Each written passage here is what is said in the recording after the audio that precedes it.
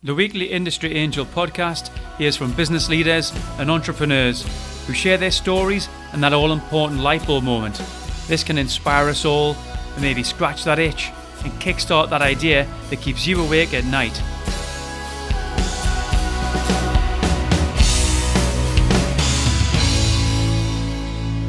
Welcome to episode 31 of the Industry Angel. We had a lot of love for the last episode with Antonio. His book Chaos Monkeys documents his account of Silicon Valley and his time at Facebook and Twitter. The feedback from you guys was that we need another software product manager on. I do have something in the pipeline actually. Trying to line up diaries is proving a bit difficult though. With our friends across the pond and their time difference, it can be a bit challenging, but watch this space. I also got asked by David on Twitter where the competition for Antonio's book was. Sorry about that. Hey, it seems that you guys are enjoying the giveaways. So listen up on this episode and the book you can win. David, drop me a line and you can have my book of Chaos Monkeys. And I'll even throw in an Industry Angel t-shirt for you. Today we have business growth strategist, entrepreneur, author, Adèle McLay. Welcome to Industry Angel, Adèle. Hello, Ian. Thank you so much for the invitation to talk to you and your community. I'm really, really grateful. Hey, thanks for joining us.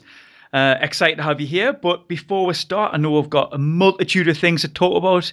Could you give us a few minutes, just a bit of a background on yourself? Is that okay? Absolutely. Well, as you can probably tell, I don't sound like you. I'm from New Zealand and I live in London. I've been in London for the last 10 years. But growing up in New Zealand, I trained as a chartered accountant. That was my qualification, and went into banking. And I've been around long enough to remember the last banking crash, the one in 87 that loads of people don't remember. So I was involved in banking back then, and a few years later got out of banking and became a consultant supporting businesses, large businesses in New Zealand to be more successful. I was working for another company first, and then I set up my own business, and I had that for 12 years, growing that to 2 offices with 20 staff at its peak. And we had a great reputation as a business, and I guess I did as a person as well. And I built up a multi-million-dollar business that was highly regarded, serving largely the biggest corporates in New Zealand, but we also did some charity work and worked in the public sector, business transformational work, helping corporates, as I say, to be more profitable and more correctly structured in order that they could drive profits into their business. I decided to close that, and I can share that story separately with you if you'd like, but I made all my staff redundant after 12 years. And took a break and did a lot of property investment, governance work, and again, my entrepreneurial journey continued in New Zealand. And then we moved over to the UK, where I've been doing business consulting, business coaching, mentoring, entrepreneur work, investing, and a few other bits and pieces. Oh, and writing 2 books, of course. Yes, I have to say that I'm an author now. I've just published my 2nd book. Yes, I'm still not used to that, actually, that I'm an author. It's still a new thing for me. Right. Well, we will get to that. I'm gonna ask you all about that. It's quite funny you said you don't sound like me. Well, I don't think anybody does. Oh, I love your northern accent, Ian. You're okay. I just don't call me an Australian because we get upset, us Kiwis, when we get called Australian. Oh, I bet you do. Actually, I seen something yesterday. It was about New Zealand catching rainwater and calling it, was it King Island cloud juice? Oh no, I hope not. It's like £10 a bottle. Oh no. Oh yes, we are a very entrepreneurial nation, New Zealanders, as you just saw. You've got the cleanest rainwater in the world, apparently. So they're capturing it and then bottling it, and you can buy it. So there you go. Yep. Someone's making money. Well, that's what it's all about, and that's what we're going to talk today. So, like I say, you speak on a multitude of topics, and you've got your books there. So I'm really going to try and niche you down today. And what I've been thinking about a lot is personal branding lately, and I recently wrote a blog on that on a guest site, and it's something I'm really passionate about. So I'd like you, if you don't mind, to talk about that topic. I know you're passionate about it as well, and I think maybe you agree, in the UK, we don't really do enough of this personal branding. Oh, absolutely. And it's very kind of you to talk about this today because, as you know, that is the topic of the book that I have just written called Branded You. And that's partly the reason why I wrote it. I mean, it's an international book, but I do a lot of my work in the UK. And it just seems that a lot of business people in the UK want to be under the radar. They don't want to stand out too much. They think that personal branding is perhaps for celebrities or football stars and big time business people, big corporate CEO types. But it's absolutely not the case. With the way the world is changing, personal branding is so critical for small business owners. And that's largely my market, small business owners and entrepreneurs, helping them to stand out, get noticed, and make more money on the back of that. So I'd love to talk about this topic with you today, Ian. Brilliant stuff. Now, I know in terms of this topic, I think you've come from a quite a structured angle. I think you got seven P's? Or? Yes. So I talk about I've created a system called my personal brand star system. So it's, if you can imagine, a star. And there are 5 prongs in the star to start with, but there are 7 plus 1 P's.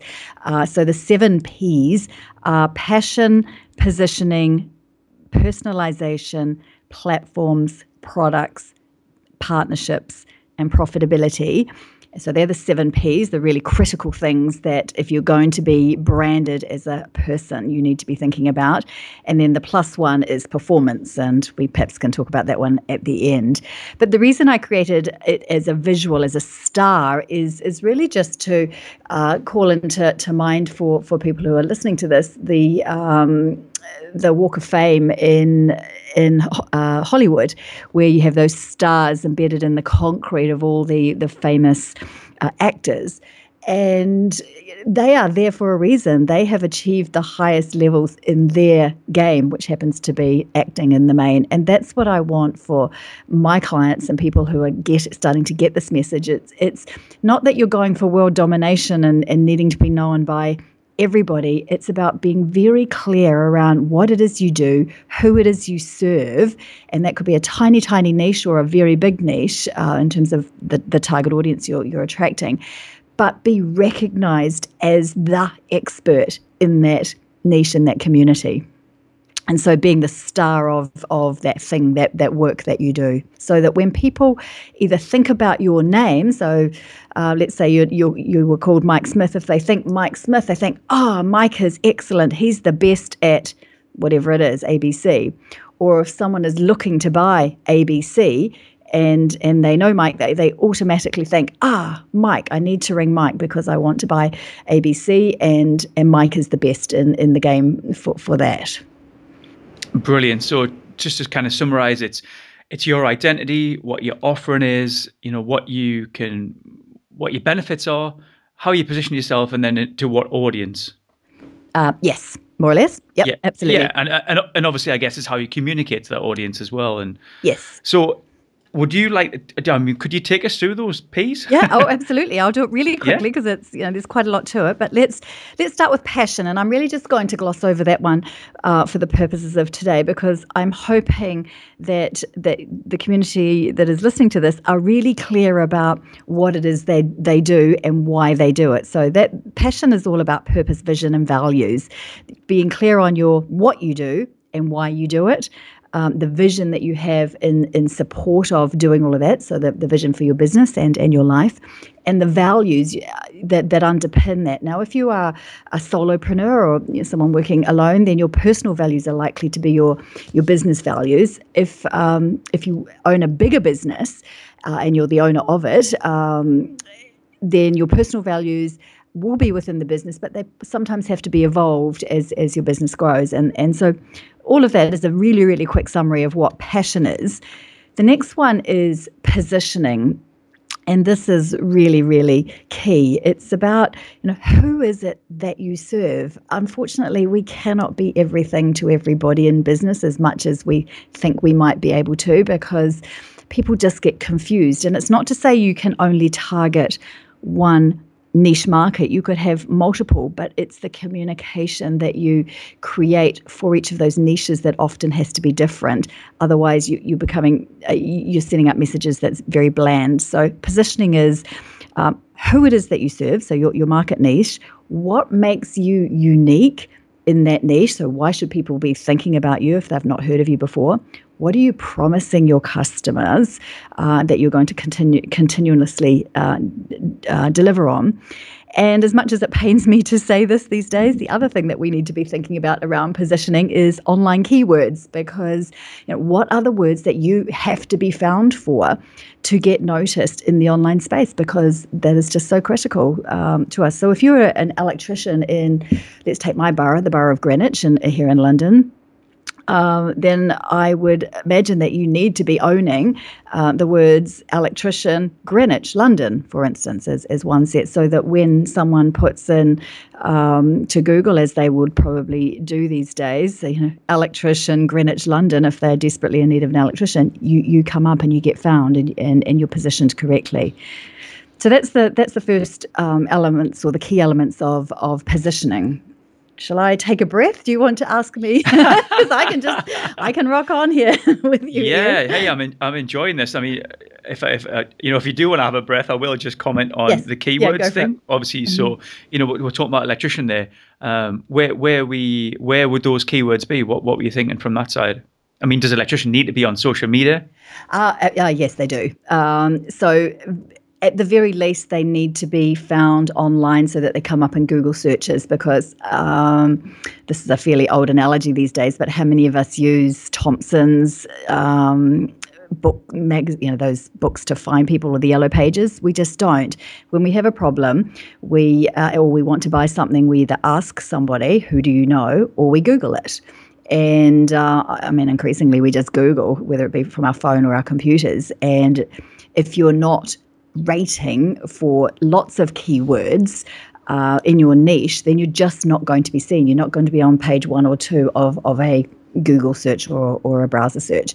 And you won't be found. And it's just a fact of life these days. You have to be in those places.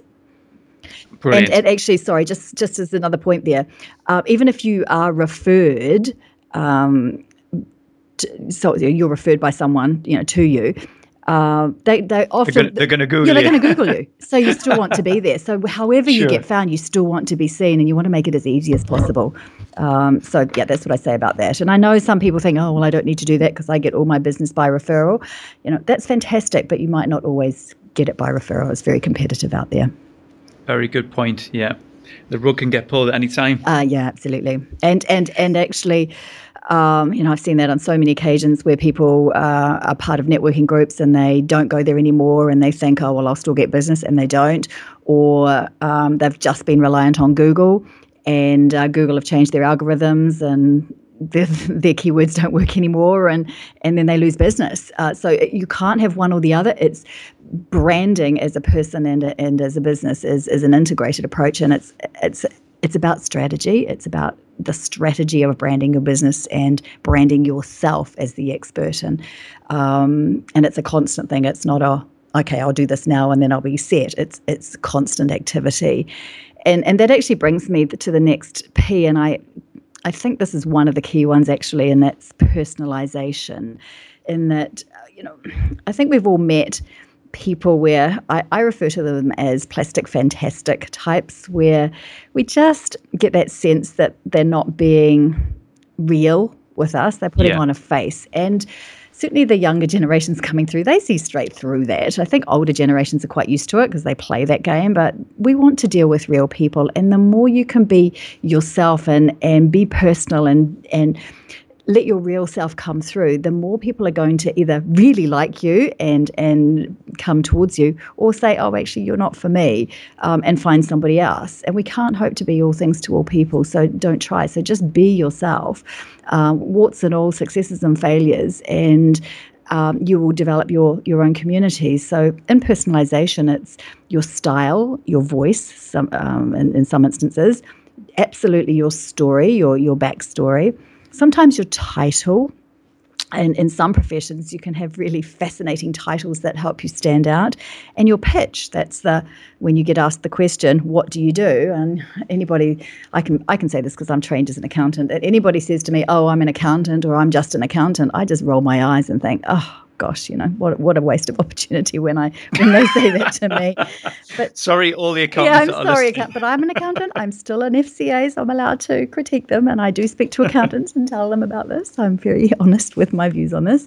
But so style. So depending on what people do, whether you be a tradesperson or a professional, we can be very distinctive in our style. So I noticed that you have had Brad Burton on your show not so very long ago, and Brad's style when he speaks, it's always jeans, trainers, and a shirt that he has his motto on. That's his style, and he's well known for that. My friend Derry Llewellyn Davies, who is known as the strategy man, so he's got the title as well. His style is three-piece suits. Now, he used to also have a tie with those, but he's loosened that off because the business world's not so interested in ties, but he still does the whole three-piece thing. And that everything you see around Derry is him wearing his three-piece suit with an open neck shirt now. So everybody can have style that helps them stand out. In fact, someone emailed me yesterday talking about how she goes to a lot of property networking events, and she was telling me how she wears a hat now and puts a flower in it, and that helps her to stand out, particularly as it's a very male-dominated networking environment. She said she was finding herself, and she's being memorable, and it just helps people build a little bit of a connection. So voice, some of us have to think about our voice. It's the way in which we communicate. So, there are some people who are very comfortable swearing, for instance, but the receivers of that information might not want to be sworn at all the time. So sometimes we just have to look at the way in which we language and how fast we speak or how slow we speak. Now, I know I speak quite fast, and when I get excited, I speak even faster.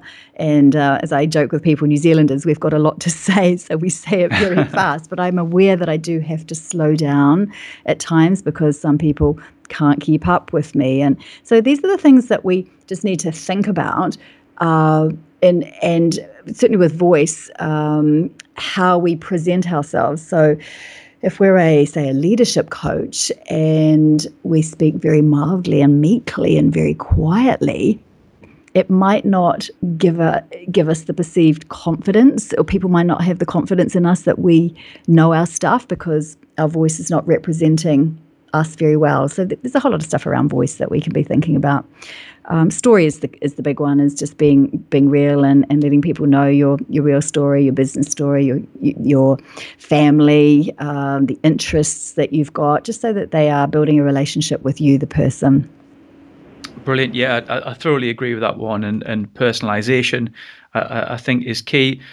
Just to stop you sort of blending into the background, isn't it? You've got to stand out. I mean, again, if we talk networking, and I'm certain loads of your community will be out networking, there'll be many occasions in a networking event where you are not the only person doing what you do in that event. So how are you going to be remembered? And, I'm picking on the accountants here for a moment, but if there are 10 accountants in a room of 200 people at a networking event, and you're doing a lot of networking, how are you going to be the accountant that is remembered by the people you speak to? You've got to stand out, and personalization is part of it, and sometimes a really important part of it. A friend of mine, Richard, will be nodding away when he listens to this, because he does personalized apparel for companies, sort of workwear. Yes. And he's big on his motto actually is stand out in the crowd. Oh, totally. I'm with him. Heads up to Richard for that. Yes, and Richard, well done, because again, the trades can do this, going to networking events and having a uniform that demonstrates, you do what you do. And as an example, a plumber that I know, she's distinctive for two reasons. One, she's a woman, and there aren't huge numbers of women plumbers out there yet. and who, when she goes networking, she has this beanie, but she's sewn into it bits and pieces of plumbing accessories and piping, and it's just hilarious. And people remember her, one, because she's a woman, and two, because she's got this cutesy little hat. Now, she can get away with that. If you're a funeral director, you wouldn't want to be doing anything so frivolous. But again, the funeral directing world is very competitive. So how are you going to stand out as being an expert deliverer of what you do in that world? There are ways to do that help people to build a very personal relationship with you. Yeah, I mean, for sure that there's actually a funeral directors in my town, and the car registrations, they've got personalised plates on each car. Yes. And so you kind of know it's their car. Yes. Yeah, absolutely. And that's the start of it. I mean, 2 years ago, my mother passed away unexpectedly, and I went to New Zealand for the funeral. And bizarrely, that's part of the conversation I had with the funeral directors, was how they stand out in a very competitive market. That's a difficult market. It's people only engage with that market during incredibly devastating times in their lives, but it's still incredibly competitive. And so I was advising them then, in between, looking at my mother in her box and thinking about all the stuff that was going on for my family. I was still doing my work and still in work mode. Still in work mode. You've got to laugh. My mum would have thought it was hilarious. Sure, of course.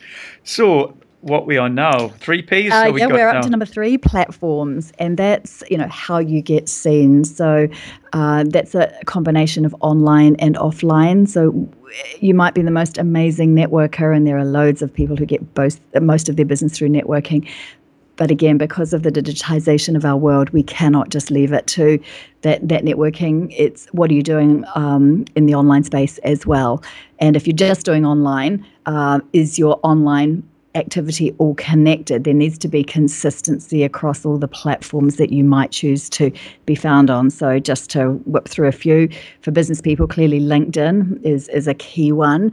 So how are you presenting yourself there as a person? And should you have a personal website as well? I think most people should. So ianfarah.com if you haven't already got one, Ian, or .co.uk if your market is just UK. We should be having these things, as well as the third-party places we've put ourselves on, like LinkedIn, and making sure there's consistency with what is seen between each of them. Same with Facebook. Now, I don't recommend that people build relationships with their potential clients on their personal Facebook page. That's family and friends, and that's how it was set up. But have a professional page and make sure the messaging is consistent. Same with Twitter, same with Instagram if you want to do that, Pinterest, being YouTube. There are so many ways online that you can be found. Again, a lot of that relies on keywords and hashtags these days. For others, there'll be public speaking, networking, as I said, podcasting like you're doing, Ian. So I'm not suggesting that your community should be in every of these areas. I mean, given I teach this and coach this stuff, I am fairly prolific in what I do and as far as platforms go. But for most people, it's saying, okay, excuse me, where are my clients likely to be looking for someone like me, and should I be on those platforms, and how am I going to represent myself on those platforms? So that's what that means. Yeah, that's excellent. I think we're on 4. You said 3. What have I had? Passion, positioning, personalization, platforms. Look, I'm 2 into what I'm... Yes, okay. I'm all over this. I'm totally enjoying this. I'm the former accountant, and I can't even count. That's why I'm a former accountant. Sorry, I'm well, do you know what it is? The audience numbers dropped off significantly about 5 minutes ago when you said that. So. Sorry, rubbish me. So the next one is products. And this is a really big one because people, when they're building relationships with you, want to see you demonstrate your expertise. Sadly, when you're ready to sell to them, they're generally not ready to buy from you. So you need to take them on what I call a journey to consistently demonstrate that you are the expert at what it is that you do, so that when they are ready to buy, they automatically think, Mike Smith, he sells ABC, I'm going to him because that's, I know he's good at that.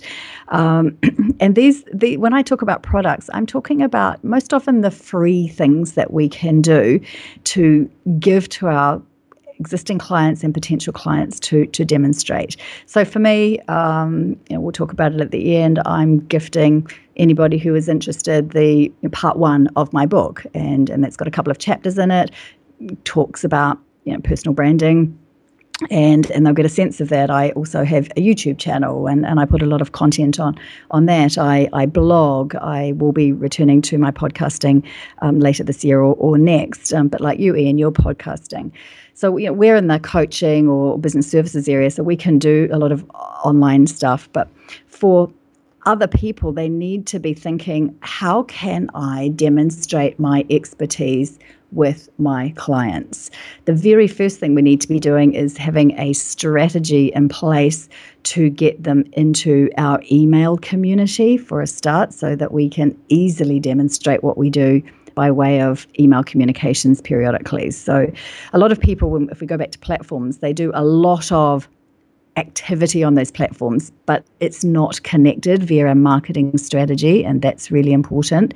So if it's all connected, we have people, however they find us off the platforms and with our free products, coming into our community, and hopefully at the very least people will be building their brand through putting periodic newsletters or communications out to their community, which demonstrate that they're good at what they do. So a chef, for instance, if they're building a community, could put out weekly recipes, for instance, or little ebooks on things, or connected to food or food sourcing. It's just unlimited as to what people can do relative to what it is that they're good at to demonstrate their expertise. Sure, I think it's relative to the product, and I get really jealous about some products. I mean, I work with a lot of sort of engineering, manufacturing customers, and when I'm telling them to put content out there, they're like, well, I don't really know what to share.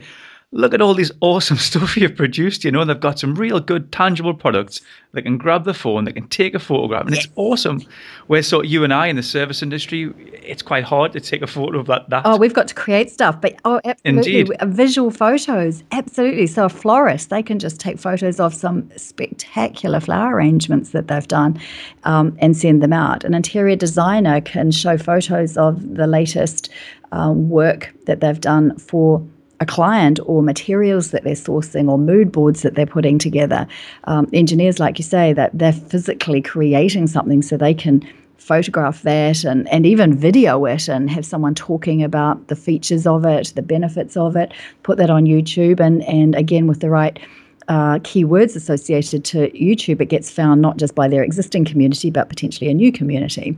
So easy when you've got a physical product. It's just thinking through again, to a strategy, what it is that you're trying, what messages you're trying to get across. And bearing in mind, it's not just the company that you're trying to brand here, it's you, the person. So if you're the leader of the business or the owner of it, or even if you're not, let's just say you're the sales manager and you're the person that has been nominated by the business to be out there being the face of the company, then it should be you fronting those videos or being heard or seen on them, pointing to things and talking about things, or interviewing the experts on a technical engineering product, for instance, so that you're there with that person, being recognized as being a relative expert in that situation, but essentially knowing what you're talking about and can talk the techie stuff as well. So we have to remember we're talking personal branding here, not company branding. I mean, it's both. You can use this stuff for both. You can have two channels, one for your company and one for the person. Same with all the other platforms. You can have a company one and a personal one. I recommend that, actually. Good stuff.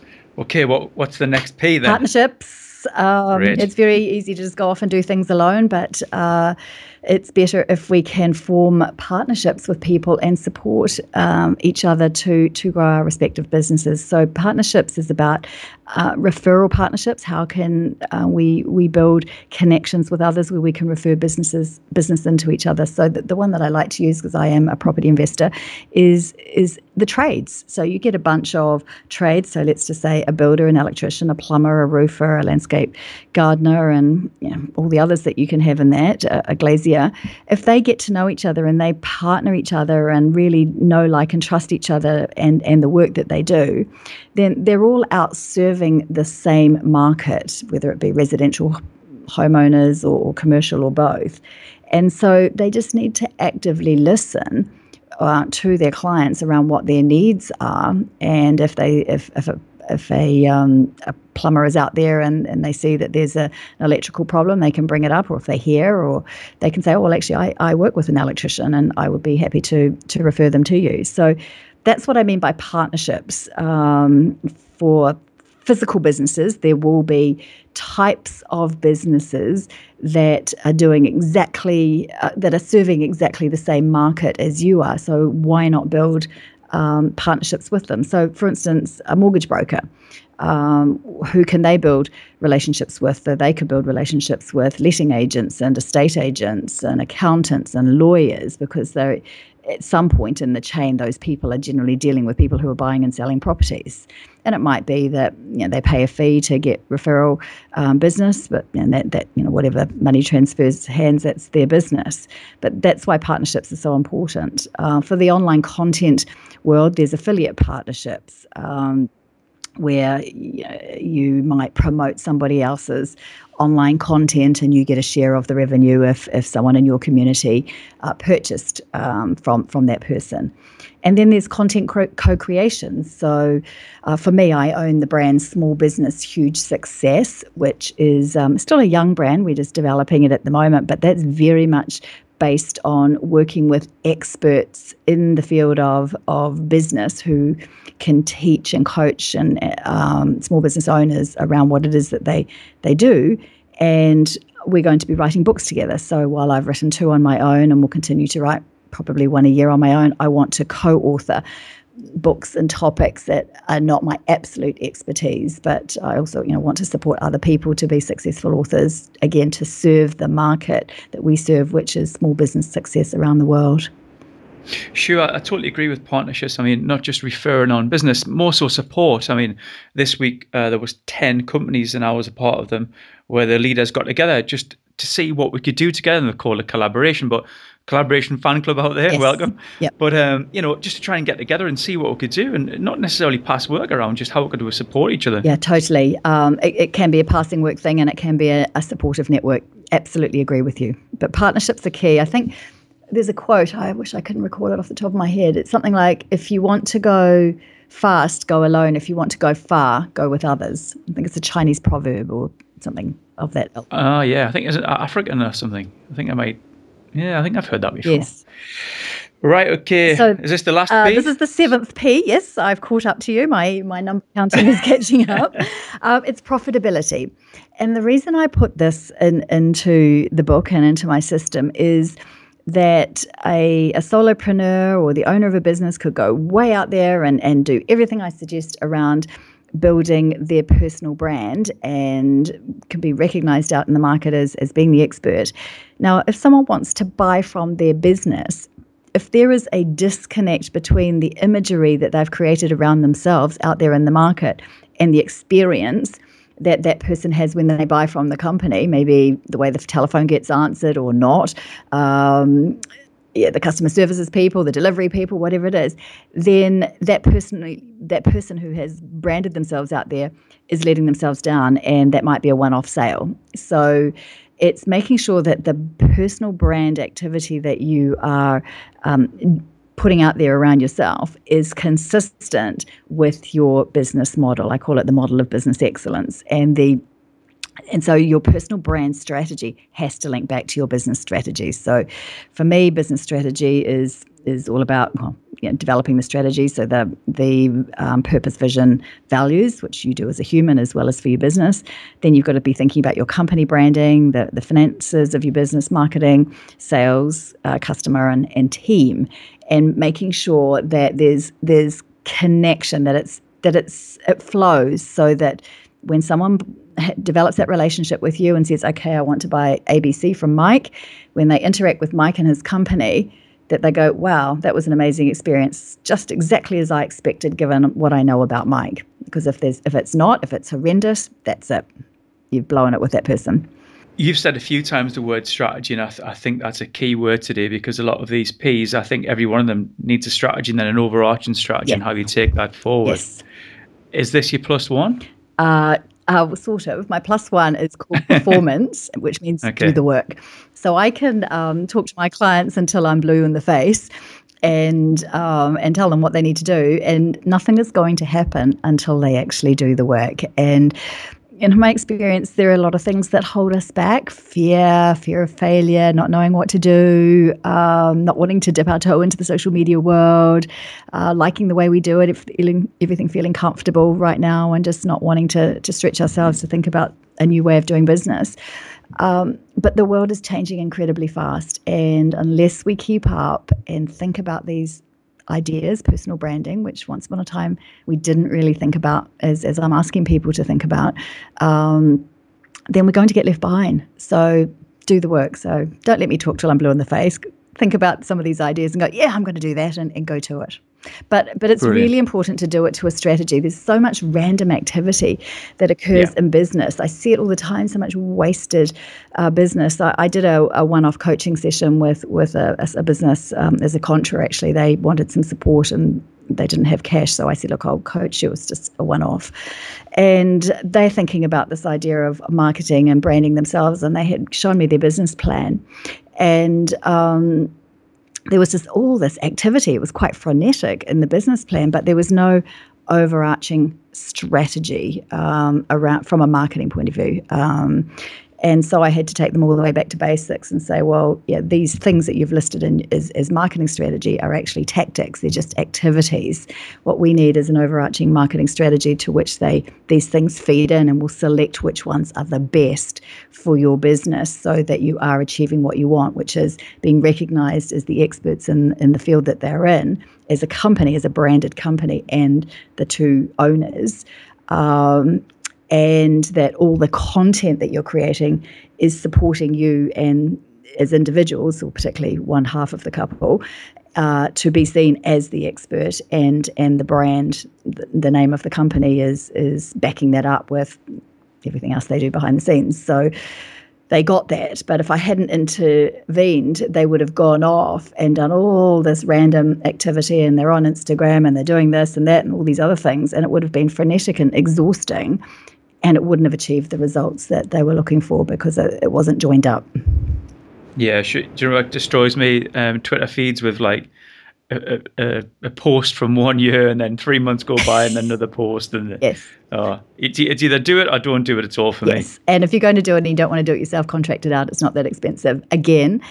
But again, it's about why are you doing it, what's the strategy, and how is that activity going to get people to feed into your community, your email list. And actually, we all need to be thinking about email lists these days, because we do business. And I know many of the people listening to this might be rolling their eyes thinking, oh, I'm so sick of email lists and I'm opting out of loads of them. Well, I am too, I have to confess.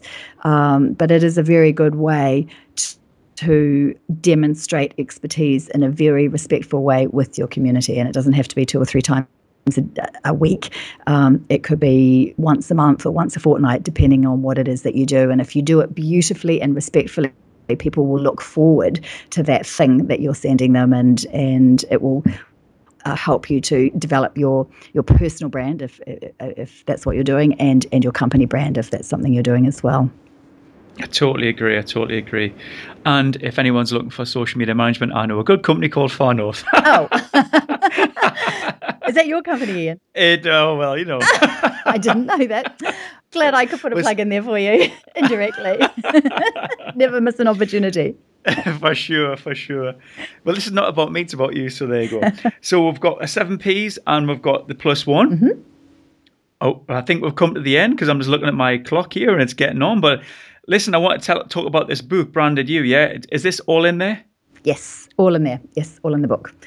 Right, okay. And I think this interview's going out today, isn't it? So 30th of September, we're recording this, and the book will be available for sale on every online portal around the world from next week. We're just finishing the final bits to it now, as we speak. But if your community would like to receive part 1 of the book as a gift from me, they're very welcome to go to adelemclay.com/branded you, or one word, and they'll be able to download the front end of the book to get a sense of what personal branding is and why I think it is so important and why they need to be thinking about this very seriously now. And then as soon as the links to Amazon and all the other portals around the world go live, then we'll send them an email to let them know, and they can buy it from whatever online bookstore they would like to do that from if they're interested. Good stuff. Well, I'll put that up in the show notes and I'll link out to that. Thank you. I'm sure there'll be people jumping on for the first chapter, but not only that, you need to give away a book here for a competition, Adèle, okay? Okay. Well, I can give more than one. I'm happy to give a few because I'm pretty proud of this book, actually. Yeah, it sounds like it. I want one as well, mine. Make sure you sign one to me. Oh, happy to do that, Ian. More than happy to do that. Good stuff. Well, we'll run a Twitter competition like we normally do on Industry Angel. So head over to the Twitter feed. Just go to industryangel.com. You'll see all the instructions there.